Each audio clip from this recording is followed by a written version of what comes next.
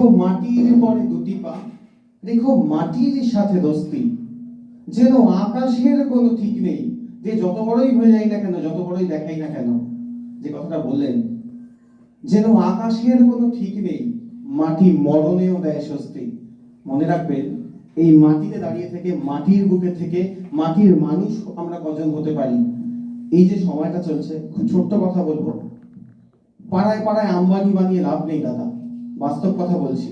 পাড়ায় পাড়ায় ছোট মেজো সেজো নেতা বানিয়েও লাভ নেই, আম্বানি বানিয়েও লাভ নেই। একটা করে এমন মানুষ তৈরি হোক এই বাবলু বাবুদের মতো, যারা এরকম 100টা মানুষকে এক জায়গায় জড়ো করতে পারে।